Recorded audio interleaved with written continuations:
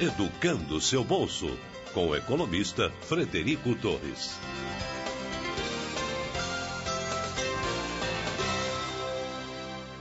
Mais conhecido como Fred para os íntimos, né, Fred? Bom dia para você, bem-vindo. Bom dia, Pedro. Bem-vindo você de volta aí das férias, né? Pois é, retomando aqui aos poucos, né? A gente acaba que fica, né, quase um mês de férias, voltar, a gente com a engrenagem um pouquinho lenta ainda, mas vamos pegando aqui aos poucos, retomando em boa companhia. Mas bem mais feliz, né? Com certeza, mais descansado, energias recarregadas.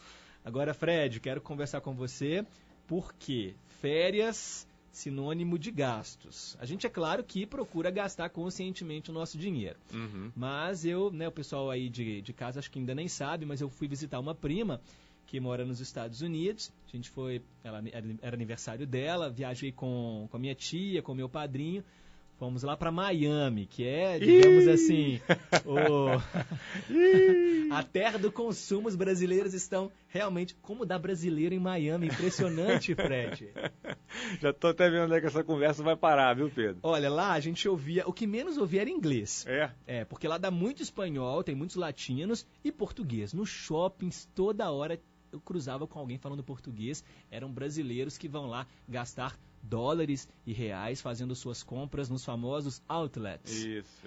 Agora, Fred, diz, né, que quem converte não se diverte. Eu tentei fazer isso, mas não tem jeito. Você, com o dólar a 3 e tanto, sempre que eu ia comprar alguma coisa, eu multiplicava por 3 e falava, poxa, esse refrigerante aqui tá me saindo a 15 reais. Tipo assim, 5 dólares o refrigerante. Meu Deus, 15 reais num refrigerante.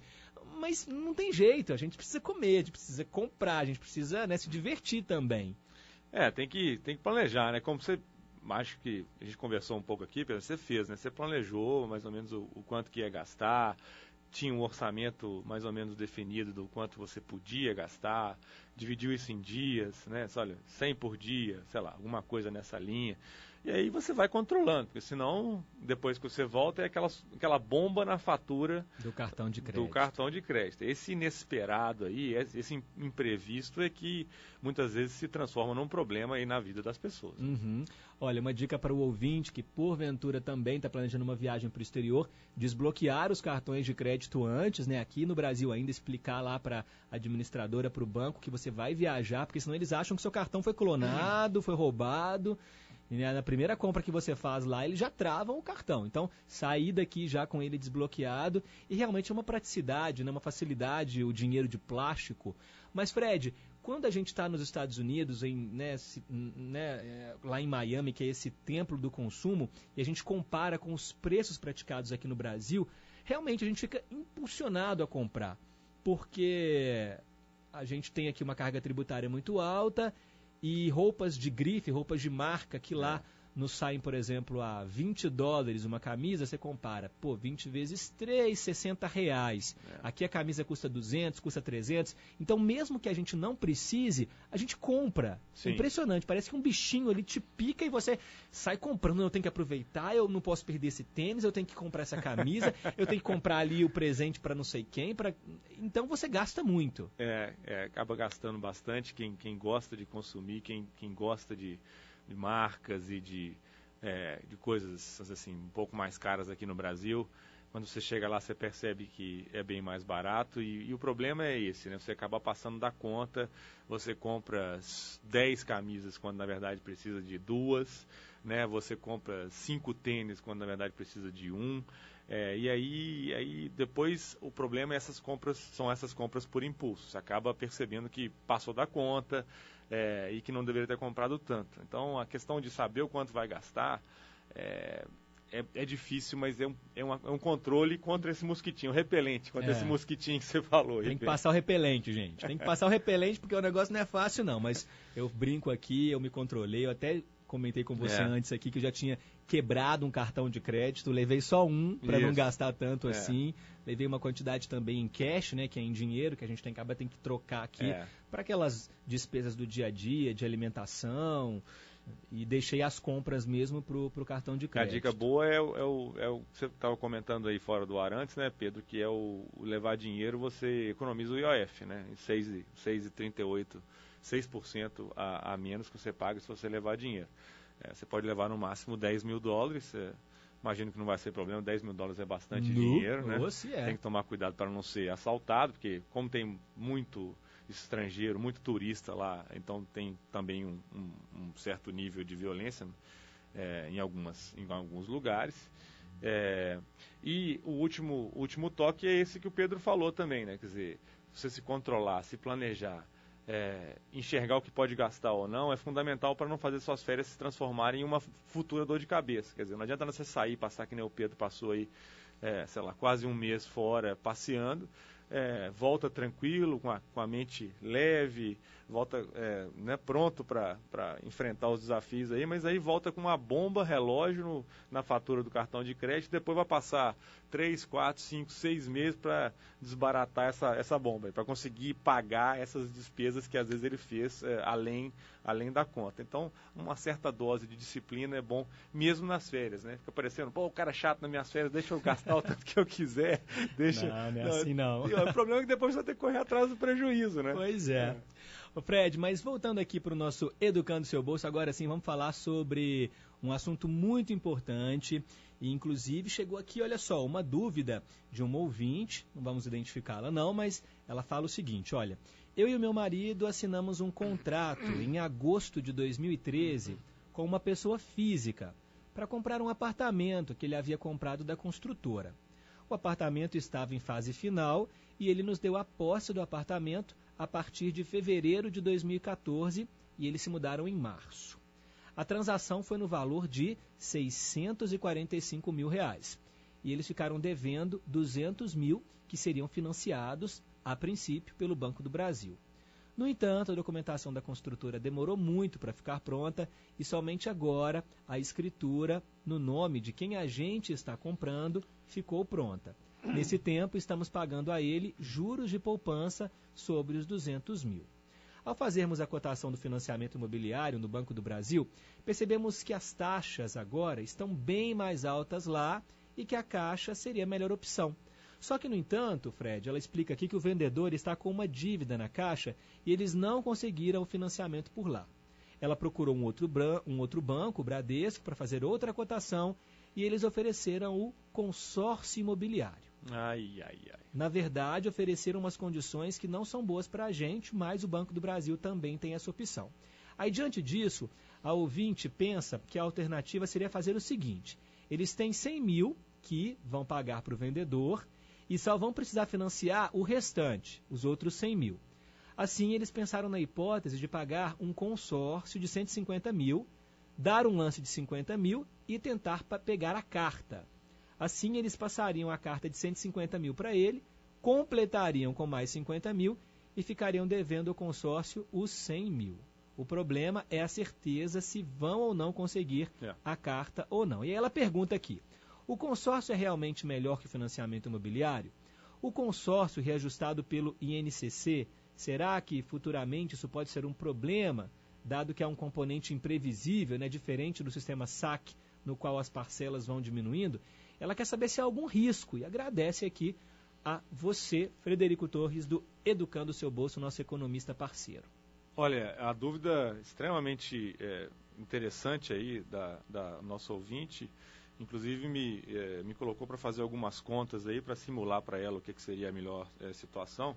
Mas vamos lá, devagarzinho para o nosso ouvinte poder acompanhar, né? Então, o primeiro esclarecimento é que ela comprou de um investidor. Ela comprou um imóvel que estava sendo construído de um investidor. Então, os investidores entram no começo da planta ali, né, no projeto, e vão repassando esses imóveis ao longo do período de construção. Ficou pronto agora, ela já pagou uma parte para ele e quer resolver o resto. O problema do camarada lá, do investidor, parece que ele tem uma dívida na Caixa e a Caixa não quer liberar o financiamento para ele. Ou deve querer que ele quite as dívidas dele antes de colocar a mão nos outros 200 mil que ele ainda está por receber. Uhum. Por isso que ela está tendo que buscar outros bancos, Bradesco e Banco do Brasil. Como as condições de financiamento imobiliário ficaram um pouco mais restritivas, né? Provavelmente restritivos o que é? Taxas de juros mais altas, valor financiado um pouco menor. muito provavelmente, como ela disse, ofereceram para ela também um consórcio na agência. A gente tinha comentado aqui já, durante as suas férias, Pedro, com o Amir, que os bancos estão fazendo bastante isso agora. Estão oferecendo consórcios imobiliários no lugar de financiamentos imobiliários. É tipo consórcio de carro? É a mesma coisa. Você vai pagando quando você é contemplado. Você pode ser contemplado no primeiro mês ou no último mês. É a mesma coisa, exatamente. Esse aí, porque é isso que ela pergunta, qual que é o risco de não ser contemplado. Então, quer dizer, eu esclareci aqui para o ouvinte e para o Amir à época que consórcio não é um financiamento, porque no financiamento você entra seguramente no imóvel na data de início, né? Você financia um imóvel que é seu financiado, mas você entra nele e passa a morar a partir do primeiro dia, no consórcio não. Há o risco de não ser contemplado, mesmo fazendo uma outra coisa que ela disse que ofereceram para ela fazer, que sugestão inclusive parece que do próprio gerente. Ela precisa de 100, né? Você falou que ela deve 200, tem 100 poupado, que é outra coisa também que a gente tem que dar os parabéns para o ouvinte, quer dizer, que está construindo uma poupança, uma reserva financeira para poder, né, fazer face aí aos gastos quando precisa, que é uma situação como essa. Ela tem 100 e vai precisar de mais 100. O que ofereceram para ela? Um consórcio de 150. Mas por que se ela só precisa de 100? Porque é um consórcio com um lance embutido. É uma prática que tem agora no mercado. Se oferece um consórcio de 150, né? Você dá um lance de 50, porque dar o lance é uma maneira de se colocar com prioridade para já pegar o imóvel, para já pegar a carta de crédito. Carta de crédito, né? Na verdade, o consórcio ele te dá como premiação uma carta de crédito. E aí você escolhe o seu imóvel com essa carta de crédito. Exatamente. Então ela dá como lance 50, né, já estão embutidos no 150, e fica com o saldo devedor ali a pagar de parcelas para a administradora de consórcio de 100. Tá? Então, isso, só para o ouvinte ter ideia, quer dizer, tem que comparar então, que é a comparação que eu fiz aqui para ela, um consórcio de 150 mil reais contra um financiamento de 100 mil reais. Não pode comparar os dois no mesmo valor, porque senão você vai achar que o consórcio é uma melhor opção. Não é assim. Então, ela vai ter que fazer um consórcio de 150 ou um financiamento imobiliário de 100. Mesmo fazendo um consórcio de 150, ela pode, outra coisa que é fundamental o nosso ouvinte ter claro, ela pode dar o lance de 50 mil reais e mesmo assim não pôr a mão na carta de crédito. Por quê? Porque pode, primeiro, ter outros lances maiores do que os dela, tá? De 60, 55, sei lá.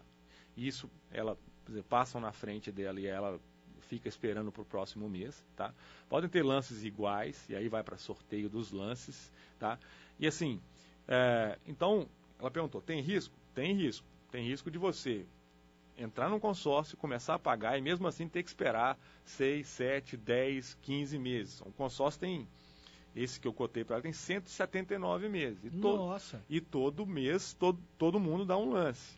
A questão é se 50 é suficiente para que ela esteja no topo da lista, né, ou não. No financiamento não há esse risco. Então, essa é uma das razões pelas quais eu não aconselho o consórcio como uma alternativa boa aí ao financiamento imobiliário. Ah, mas nem agora que as taxas subiram.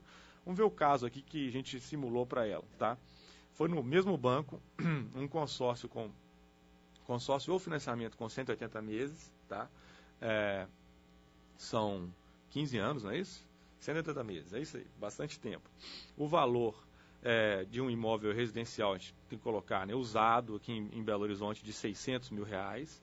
É uma renda familiar, ela não declarou, mas eu coloquei de aproximadamente 10 mil reais, e o valor financiado de 100 mil, né, no financiamento imobiliário, ou de 150 mil para o consórcio. No consórcio, há ainda uma taxa de administração. O pessoal também, outra coisa que o nosso ouvinte precisa ficar ligado. Só o consórcio não tem taxa de juros. Não tem taxa de juros, mas tem taxa de administração, 20% ao ano. Tá? Fundo de reserva, que você tem que pagar também, de 2,5% ao ano. Então, do valor total? Do valor total. Essas coisas se acumulam e elas fazem com que a prestação do consórcio, né, por exemplo, nesse caso, só para também deixar claro quais são as condições do financiamento, são condições cotadas aí recentemente, tá? Acho que quinta ou sexta-feira eu fiz essa cotação para ela. Juros do sistema financeiro da habitação, porque o imóvel é abaixo de 750 mil aqui em Belo Horizonte, então o empréstimo pelo SFH, o famoso SFH, se aplica no caso dela, de 10,4% ao ano. Tá? As taxas que mesmo já mais elevadas do que no começo do ano, estão a 10,4% ao ano. Tá? A parcela do consórcio, né, daria mensalmente R$ 1.168,20, contra R$ 1.070,63 no caso do financiamento imobiliário. Ou seja, a parcela do financiamento imobiliário para ela é de aproximadamente R$ 100 menor do que seria a parcela do consórcio. Tá? A parcela do consórcio, ela é corrigida, como ela perguntou, pelo INCC. Né? No consórcio imobiliário é o Índice Nacional da Construção Civil que serve como base de reajuste. Tá? No consórcio de carro, como você perguntou, Pedro, o que serve como base de reajuste é o valor do veículo. Se você compra o consórcio de um Honda Fit, né, que custa, sei lá, R$60 mil, e a partir de amanhã ele passa a 66, a sua prestação de consórcio vai ser reajustada em 10%. No caso dela aqui é o INCC, que é um índice de inflação, a inflação está alta, né? E então a parcela dela vai subir. No caso do financiamento imobiliário, como é o sistema de amortização constante, que é essa sigla que ela citou aí, SAC, né? Não é Sistema de Atendimento ao Consumidor, Serviço de Atendimento ao Consumidor, não. Sistema de amortização constante, que significa que você amortiza, né, um volume igual da sua dívida todo mês, e isso faz com que a base do saldo devedor diminua e a sua prestação vai lentamente, porque são 15 anos, ela vai diminuindo de valor. Então, no caso do consórcio, ela vai crescendo, no caso do financiamento imobiliário, ela vai caindo, né? Que ela bem apontou, parece que é uma ouvinte bastante atenta aí às condições, fez o dever de casa dela antes de tomar uma decisão financeira grande, né? Que é essa decisão de como pagar pela casa própria. Então, ela está correta, de que realmente há o risco de aumento da prestação no INCC, ela está correta de que no caso do financiamento imobiliário a prestação cai ao invés de subir, fiz as contas para ela, está correta de novo, desculpa, que o consórcio ela tem o risco de não colocar a mão na carta de crédito logo de início, mesmo dando o tal do lance embutido que parece que foi sugerido a ela pelo gerente, né? E aí uma outra questão curiosa também, né? Quer dizer, como é que o gerente ele te assessora mal muitas vezes. Ela não foi ao banco pedir um consórcio, ela foi ao banco pedir um financiamento imobiliário. Ela sequer sabia, pelo que relatou aqui, que haveria essa alternativa de pagar pelo imóvel que ela está, né, comprando com o consórcio. O gerente está provavelmente tentando vender para ela um produto que ele tem ali, para o qual ele recebe um bônus, né, mais alto, né, que a administração do banco disse para ele que era boa hora de empurrar, né, perdão da palavra, nos pobres coitados dos clientes. Então, a conta que eu fiz demonstra que ela pode economizar R$100 no mesmo banco, tá? As duas simulações são no Banco do Brasil, condições reais, que ela disse que tinha conta, quer dizer, que tinha relacionamento bancário, melhor dizendo, e ela economiza 100 pratas se ela optar pelo financiamento imobiliário no SFH do Banco do Brasil ao invés do consórcio imobiliário. Então, Fred, quando é que um consórcio fica sendo vantajoso? O consórcio ele é vantajoso. A brincadeira que a gente faz lá no blog, lá no Educando Seu Bolso, Pedro, é a seguinte: o consórcio é igual loteria. Ele é vantajoso para quem ganha. O consórcio é vantajoso para quem é sorteado, para quem dá a sorte realmente, né, de ser sorteado nos primeiros meses. Tá? Se você não for sorteado nos primeiros meses, financeiramente é ruim. Por quê? Porque eu brinquei com a Amir também na semana retrasada, a gente falou sobre consórcio. O consórcio ele não é nem financiamento e nem investimento. Ele não é nem financiamento pela razão que eu acabei de comentar aqui, que você não entra no imóvel, você não começa a dirigir o teu carro logo no início, porque você não sabe quando vai pegar a carta de crédito e quando vai conseguir o bem almejado, né? E ele também não é investimento, porque você tem aqui lá no final, sei lá, devolução dos valores contribuídos se desistir, por exemplo, reajustado pelo INCC ou pelo valor do veículo, quer dizer, não tem juros, você não está ganhando juros em cima disso.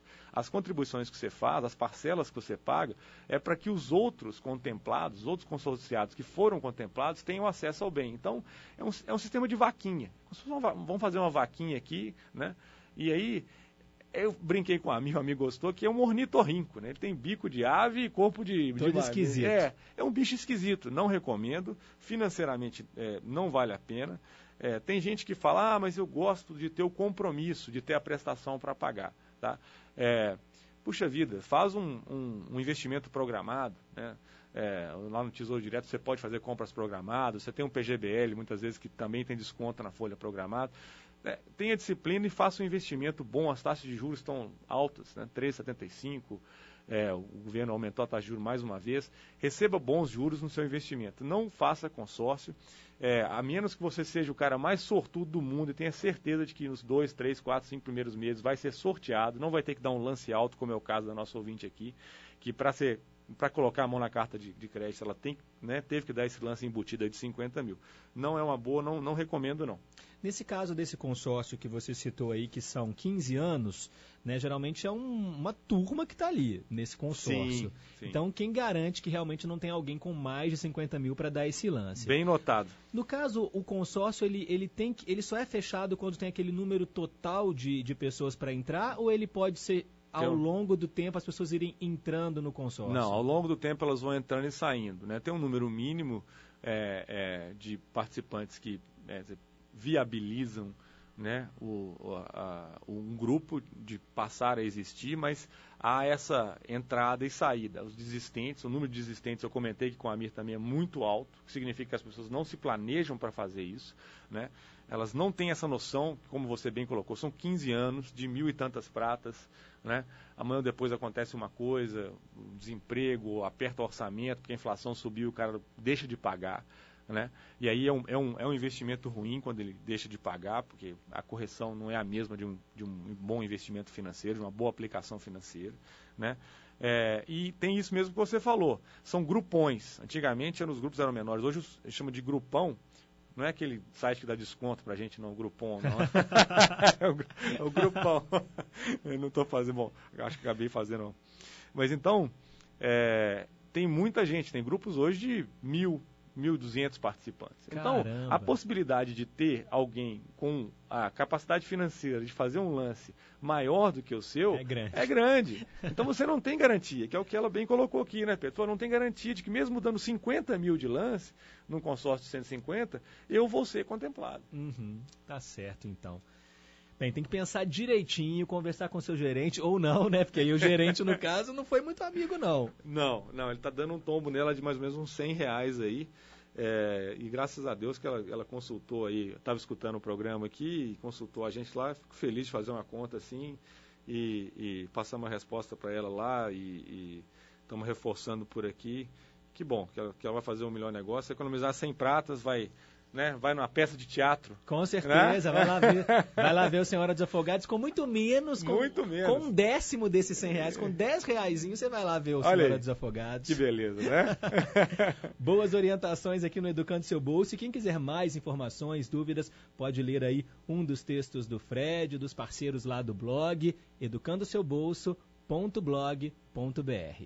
Sensacional. Certíssimo. Beleza, Fred. Muito bom ter você aqui mais uma vez. E na segunda-feira que vem, te espero.